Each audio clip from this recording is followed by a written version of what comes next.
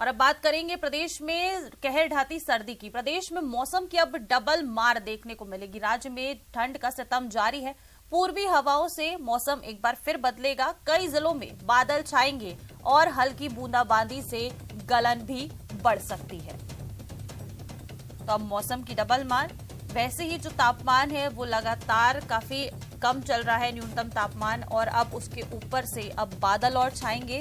कई जगहों पर बूंदाबांदी के भी आसार जताए जा रहे हैं, जिसकी वजह से अब गलन जो है वो और बढ़ेगी, यानी कि लोगों की परेशानियां और बढ़ सकती हैं। ठंडी से लोगों की अभी फिलहाल जो है परेशानियां वो खत्म नहीं होने वाली हैं। ठंड का सितम जारी रहेगा। पूर्वी हवाओं से जो पूरा राज्य है उसका पूरा मौसम बदल जाएगा। कई जिलों में बादल छाए रहने की आशंका जताई जा रही है, यानी सर्दी और उसके साथ अब बारिश भी जो है प्रदेश भर में कई जगहों पर देखने को मिलेगी। कई जिलों में बादल छाएंगे, इसके साथ ही बूंदाबांदी होने के भी आसार जताए जा रहे हैं। यानी कि अभी फिलहाल सर्दी से कोई राहत नहीं मिलती हुई दिखाई देगी, बल्कि इसके साथ ही अब बारिश और बूंदाबांदी होगी, हवाएं चलेंगी, जिनसे एक बार फिर से पूरे प्रदेश का मौसम बदलता हुआ नजर आएगा। हालांकि अभी कुछ दिनों पहले ही तापमान में हल्की बढ़ोतरी होने से लोगों को इस ठंड से हल्की फुल्की राहत मिली थी, लेकिन एक बार फिर से राज्य में ठंड का सितम जारी रहने वाला है। पूर्वी हवाओं से पूरे राज्य का मौसम बदलता हुआ सा नजर आएगा। बादल छाए रहेंगे।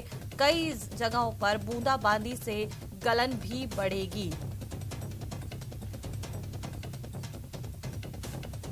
तस्वीरों में भी आप देख सकते हैं किस तरह से फसलों पर, पेड़ पौधों पर जो बर्फ की एक चादर है वो चढ़ी हुई नजर आती है।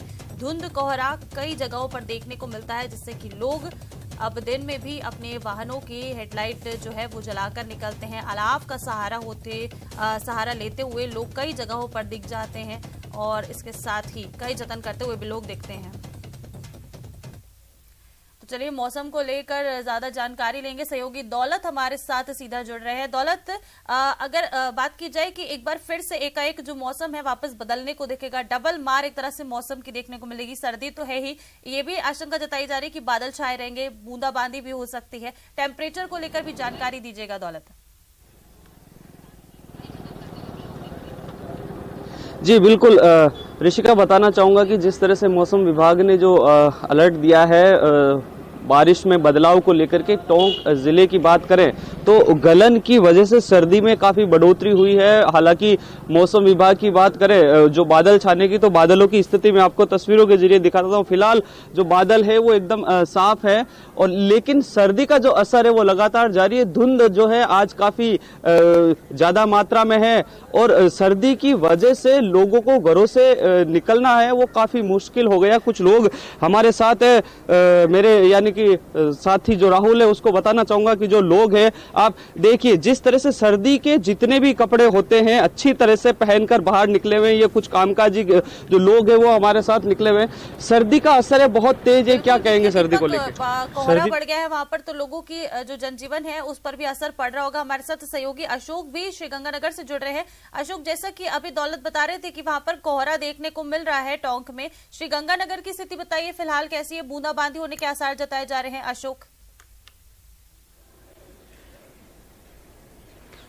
बिल्कुल, देखिए ऋषिका, मौसम विभाग ने एक और पश्चिमी विक्षोभ के सक्रिय होने की संभावना जताई है, और उसका असर देखा भी जा रहा है। दिन के समय जो बादलवाही हो रही है उसकी वजह से सूर्य देव के ठीक से दर्शन नहीं हो रहे हैं। साथ ही साथ जिस तरह से हल्की हवा चल रही है उससे दिन के समय तो ठंड का एहसास थोड़ा सा बढ़ता हुआ दिखाई दे रहा है। यदि हम बात करें रात के तापमान की, तो देखिए रात का तापमान पिछले पश्चिमी विक्षोभ की सक्रियता के बाद से ही बढ़कर 8 से 9 डिग्री सेल्सियस तक पहुंच गया था। तो रात के समय जिस तरह से वो गलन भरी ठंड थी, हार्ड कपकपाने वाली ठंड थी, उससे तो खासी राहत मिलती हुई दिखाई दे रही है।